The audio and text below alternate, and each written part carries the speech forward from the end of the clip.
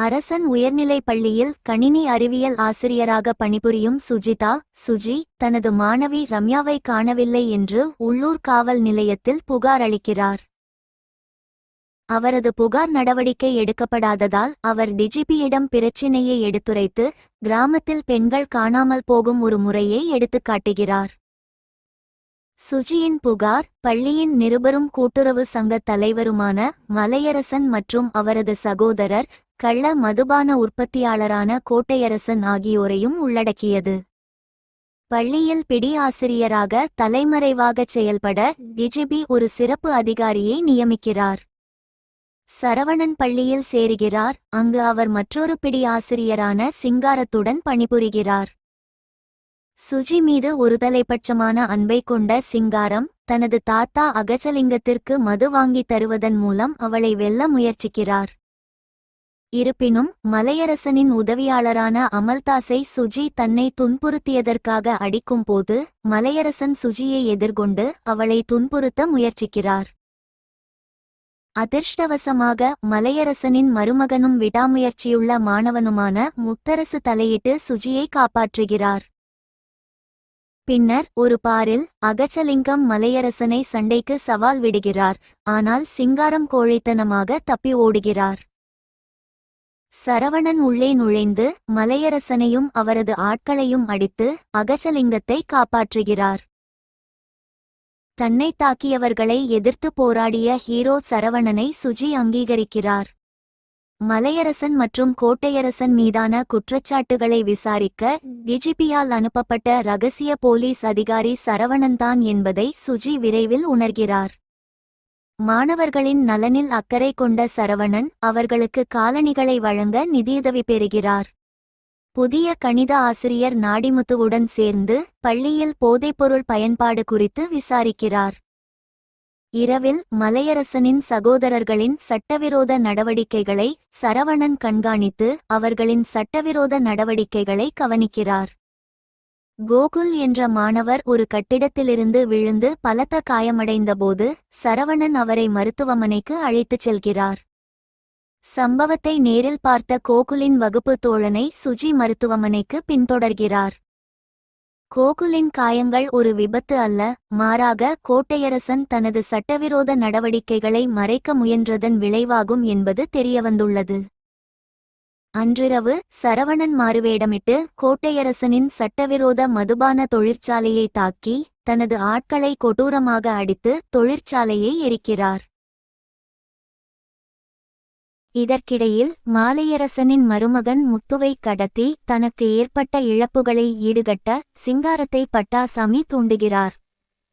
இருப்பினும் சிங்காரத்தின் முயற்சிகள் தோல்வியடைகின்றன. சுஜி வேறொரு மாணவியின் கையில் ரம்யாவுக்கு பரிசளித்த ஒரு கடிகாரத்தை கண்டுபிடிக்கிறாள். அவள் அந்த கடிகாரத்தை பற்றி முத்துவிடம் தெரிவிக்கிறாள். இருவரும் ஒன்றாக அந்த கடிகாரத்தை பற்றி விசாரிக்கச் செல்கிறார்கள். அதை சரவணன் கவனிக்கிறார். சரவணன் பள்ளியில் போதைப்பொருள் பயன்படுத்தும் 2 மாணவர்களை பிடித்து போதைப்பொருட்களை வழங்கிய முத்துவுடன் அவர்களுக்கு தொடர்பு இருப்பதை கண்டுபிடிக்கிறார்.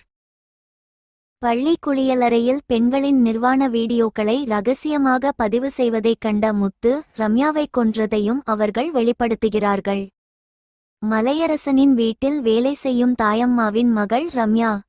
முத்துவின் உண்மையான இயல்பை உணர்ந்த சரவணன் சுஜியை காப்பாற்ற விரைகிறார். முத்து சுஜியை தனது செங்கல் சூளைக்கு அழைத்துச் செல்கிறார். ரம்யாவை பற்றி விசாரிப்பதை தடுக்க அவளை உயிருடன் எரிக்க திட்டமிடுகிறார். சரவணன் சரியான நேரத்தில் வந்து முத்துவின் ஆட்களை அடிக்கிறார். அதிர்ச்சியூட்டும் விதமாக சரவணன் முத்துவை தனது தந்தை முதியரசனை அழைக்கும்படி கட்டாயப்படுத்துகிறார். அவர் இறந்துவிட்டதாக நம்பப்படுகிறது. கோமாவில் விழுந்த தனது மகனை பார்க்க வெளிநாட்டிலிருந்து முதியரசன் வருகிறார். கணித ஆசிரியரான நாடிமுத்து இரகசிய போலீஸ் அதிகாரியாக இருப்பது பற்றிய உண்மை வெளிப்படுகிறது. இது சரவணனின் அடையாளம் குறித்த சந்தேகங்களை எழுப்புகிறது. சரவணன் தனது கடந்த காலத்தை பகிர்ந்து கொள்கிறார். அரசன் சகோதரர்களுக்கு எதிரான தனிப்பட்ட பழிவாங்கலை வெளிப்படுத்துகிறார். சரவணனின் மனைவி மாதவி அமைச்சர் மாசிலாமணியின் தனிப்பட்ட உதவியாளராக இருந்தார். ஒருநாள் மாதவி தான் கர்ப்பமாக இருப்பதைக் கண்டுபிடித்து அதை சரவணனிடம் தெரிவிக்க முயற்சிக்கிறாள். இதற்கிடையில் மாசிலாமணியின் வலது கையான முதியரசன் மாதவியின் உதவியுடன் 100 கோடி கருப்பு பணத்தை கொள்ளையடிக்க திட்டமிட்டார். இருப்பினும் மாதவி எதிர்த்தார். முதியரசன் அவளை கொடூரமாக கொன்றார். மாதவியும் சரவணனும் கொள்ளையில் ஈடுபட்டதாக மாசிலாமணி தவறாக வழிநடத்தப்பட்டார். இது சரவணனை சிறைபிடித்து சித்திரவதை செய்தது. இப்போது சரவணன் பழிவாங்கத் துடிக்கிறார். சிங்காரம், நாடிமுத்து மற்றும் பட்டாசாமியுடன் சேர்ந்து முதியரசனிடமிருந்து 100 கோடியை கொள்ளையடிக்கிறார். நீதி தேடும் சுஜி அவர்களுடன் இணைகிறார். 100 கோடி ஒரு லாக்கரில் வைக்கப்பட்டுள்ளது. ஒரு சாவி 3 பகுதிகளாக பிரிக்கப்பட்டுள்ளது. சரவணனுக்கு 2 பாகங்கள் உள்ளன. மேலும் அவர்கள் 3வது பகுதியை மீட்டெடுக்க திட்டமிடுகிறார்கள். அவர்கள் மலையரசனின் உதவியாளரான அமல்தாஸை மது அருந்தி மயக்கி அவரது வாக்குமூலத்தை பதிவு செய்கிறார்கள். அமல்தாஸ் அவர்கள் பக்கம் சேருகிறார்.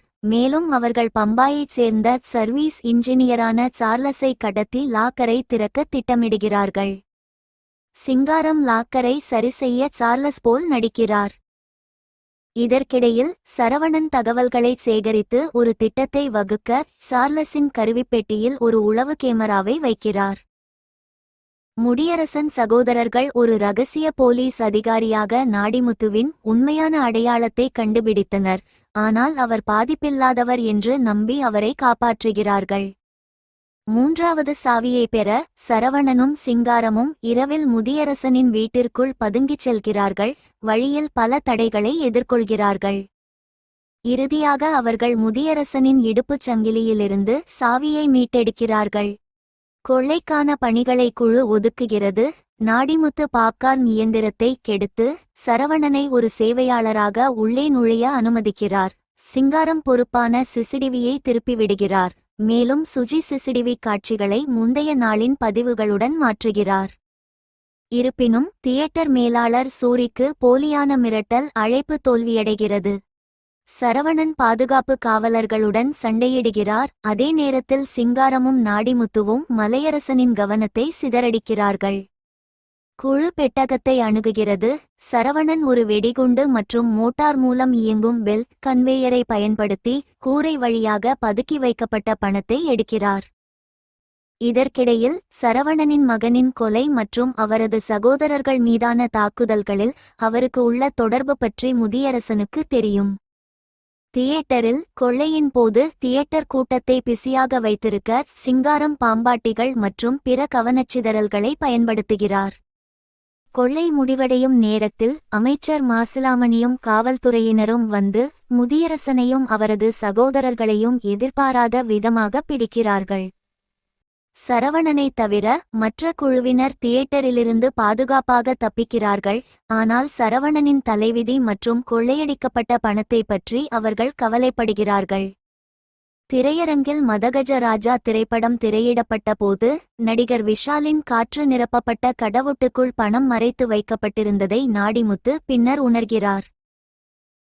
மாதங்கள் கடந்துவிட்டன. ஆனால் குழுவினர் இன்னும் நிதி நெருக்கடியில் உள்ளனர்.